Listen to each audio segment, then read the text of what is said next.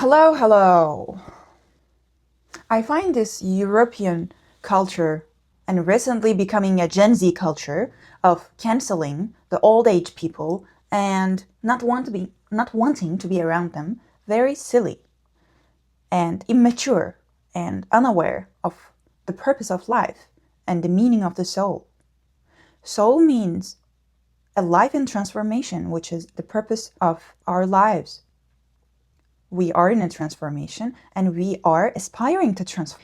So I would say, do not judge old people with the mistakes they have done, but see them as people, human, trying their best to live this life. Life is difficult. And their life is not the easy one. Yes, they might have done mistakes. Don't you do mistakes? Don't we do mistakes? Don't you feel regret for anything? Or don't you feel regret, but you are so proud to share your regret with? This is very human experience. Human drives are same in its roots. Human beings are going towards the same thing and have come from the same thing, which is God. We will soon be reunited in Him. You know, as young people, the one thing that we find the most cool is to find this very cooked knowledge. The knowledge, the feeling that we have our blueprint on it. And old age actually means that. They have a lot of blueprints about so many things in life. The flattering, the most fluffy things goes up, and what remains is the most important values for them, for us. You might have a grandpa who may be very grumpy, very unpolite, who is very critical of your life, of the way you live. Will you hate them? Will you avoid being around them? I'm not saying what you should do, but I'm saying what a soul should be pursuing in their motivation and intention behind their actions. And in this case, we should be the light on the earth. We should be the mercy, even upon the people who have done wrong, even with people who are giving us challenging times. So dealing with a family elderly and having a relationship with a non-family elderly are two different things. And I have two different advices for each. So I'm going to start with the family one. If you have an elderly in your family, and if you're avoiding talking with them, don't. Try to build a constructive relationship with them, even if they are so annoying. Why should you do that? Why should we do that? Because our purpose on the life is to bring the light, not avoid darkness, not avoid unpleasantness. We bring light even to the unpleasant ones. Why should we be the light? Why don't we just avoid everything and, live in our own bubbles in which only cool Gen Z people are hanging around? Bringing some news from future. I haven't been there, but I've talked to ones who have been there. You will get to that age as well. And some of those people who also avoid their grandparents that are the best friend of yours are going to perish around. Hopefully they wouldn't. Hopefully they would understand the value of connecting with the old people. But the point here is that being humble about the mistakes that people have done in the past and being humble about them, because you may also well be mistaken about things. And you might not realize this until a very age of yours, or maybe never. And maybe you will understand this after you die, and God will tell you that was wrong, and you still kept doing it. And maybe we will never know. Maybe we will never have the chance to repent and correct ourselves. Hopefully we will, but maybe we will not. And so knowing this fallibility of our own egos, just choose to accept that grumpy and unpleasant and critical grandparent of yours and love them, because love heals. I have a grandparent who is very close to that description that I have done. Despite of his unkind actions that he spreads around, I go and kiss him. I hug him. And he's like, his mood changes very quickly. Normally he's like, yeah. So the love that you will give will only create good. Make this love selfless. Make this love a love for the God and therefore for the creation. You will be energized by this action. You will feel healed. You will feel connected to the source of love because it's selfless. A selfless love is deeply and strongly connected to God. God's love is selfless. Even if he knew that we will do so many mistakes, he chose to create us. He gave us the chance to experience love in the earth. He is the most generous. And the more we become like him, like God's character, we will shine. God will love us further. We will find more people to be loved by. But the point is, no matter the receiver is receiving your love or not, or no matter the receiver you think deserves your love or not, you will still keep giving it. I'm not saying let yourself abused. I'm not saying cross your boundaries.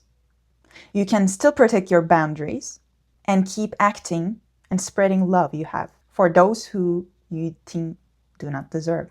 Because also you have to be reasonable. They will probably not going to change from this point.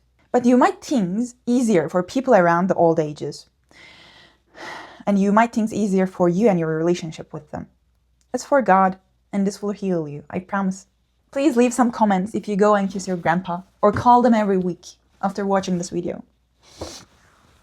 Alright, second, if you don't have a grandparent, or if they are not very close to you, or if you can only call them and can do nothing else, or if you are living in a very individualistic society like I do, and have barely old people around you, find one.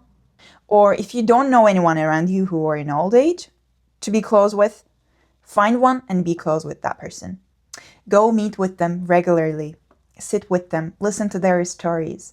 They have a lot of stories to tell, I promise you. And you will love some of them, and you will feel bored from some of them. But that's not the point, right? You love the person. You love the soul. Don't focus on the external differences. Don't focus on the ideologies and the means that are different from his own time to our own time. Do not focus on how irrelevant their points are, which may not be the case, by the way.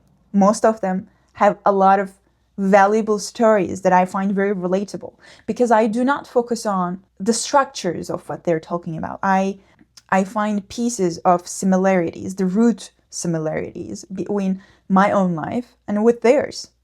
Because at the end, human beings are the same creature, and they have similar tendencies. They have similar egos. Human being wants the same thing, no matter who they are, where they are from, or how they grew up, or how they were raised. They want a happy life.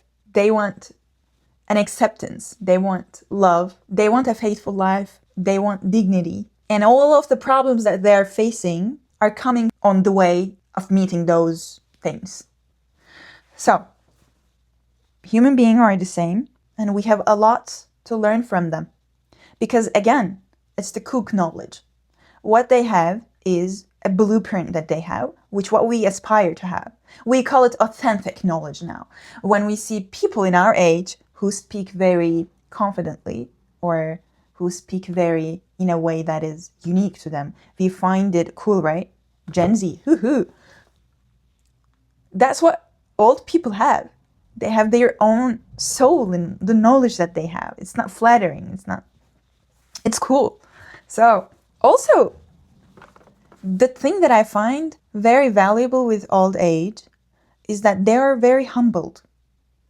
Because they have less means to connect the world physically and intellectually, they have to get humbled. I have a very distant relative who lost her husband, and she became very upset. Obviously, she became depressed, and she used to come to us very often to spend time with us, because we back in Turkey had a very big crowded family, and there was a lot of noise, and it's always good to be with family. It's good to get age with family, but some people don't have that. Some people don't have that blessings. So we should include them in what we have. Anyways, that relative of mine was super complaining about life, was never satisfied with anything.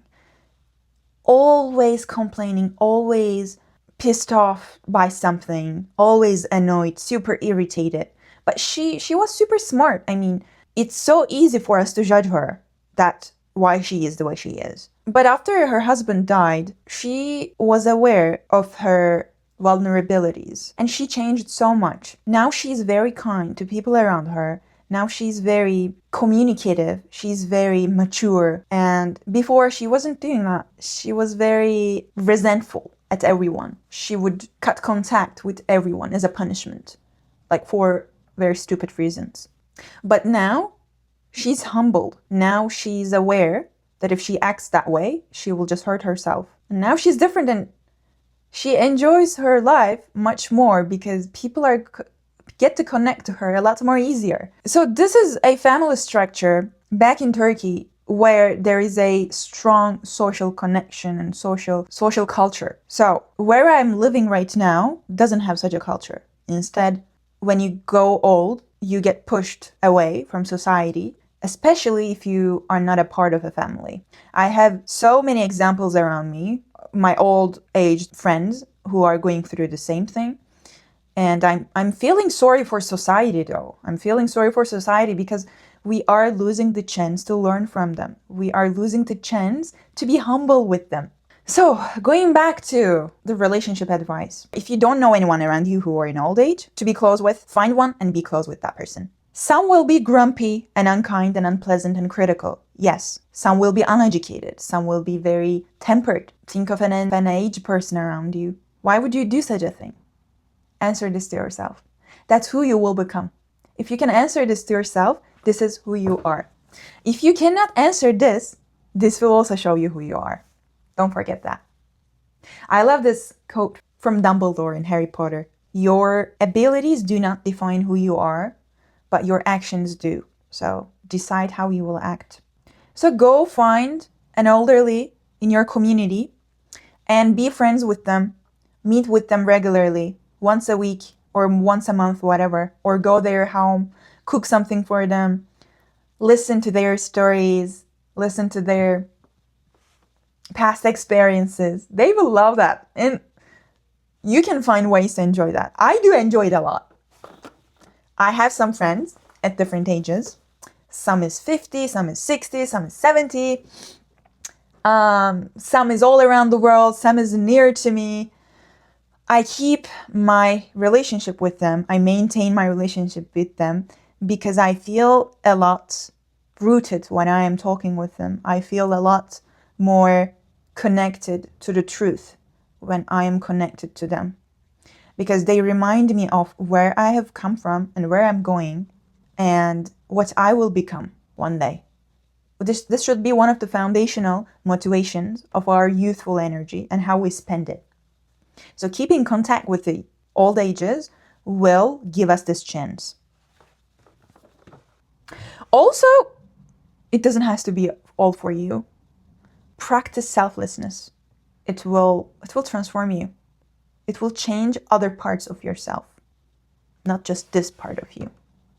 You might find very enjoyable elderly people that you like to be with, and you might find very grumpy and annoyed and irritated ones. Use any of it as an opportunity to educate your ego. Tell your ego that life is not all about dopamine boxes. It's not all about explosions of high moments or super new, cool technological stuff that you learn from your maybe a few years older than you, a few years older people who have still young ages. That's not the way you enjoy old ages. That's one of the ways. My point is not that. So be prepared to face boring moments and try to find valuable things in your boring feeling. Try to find, because you will. Most of the time, what you find boring is because you make a lot of layers between you and you do not force yourself to find different ways to think about the thing that you are listening to. For example, let's say that an old friend of yours is telling about an old story. Oh, once in a time, I made this decision and that was very wrong, or that was very right, right? They're telling about this. And you're like, and so what? What should I do about this? When you find yourself saying this, try to replace this thought with the thought that says, what is the emotion behind this saying? What is she pursuing? What value is she acted by? What value is she maintaining when she was doing this action? And what makes her hold on to this decision even at this age? Ask those kind of questions and you will start to see some patterns that guides those people's decisions and life experiences. And you might perhaps find a lot of benefit for yourself from them. Be a reader. Do it for your community, elderly friends, also for your parents. Doing it for a parent will also connect you to your roots and stories, as well as who you are. And doing it with your community elderly people will connect you to different stories that you wouldn't normally hear from your grandparents or grandfathers, because they have different stories of different places. For example, now I live in a different country and all the elderly in here are coming from different country experiences. So the difference in their stories are country size. So find something to analyze, to think, to contemplate on. I promise there will be a lot of benefit, even in the unpleasant ones. And also remember, it is a skill. The more you do it, the more you are good at it. We have to be able to maintain difficult relationships, not super exciting and dopamine-full relationships. Invite some of the elderly community members to your friend's party. They will love it. Please do this. And you will enjoy so much too. I promise. They will make you have so much fun. Be respectful, because soul in transformation deserves respect. And a soul who already have transformed deserves even more respect. So remember, they are the reminders of where we have come from and where we are going. See the soul in them. Do not see the old age. See a matured, a cool soul in them. You will love it. Please leave some comments if you go and kiss your grandpa, or call them every week after watching this video.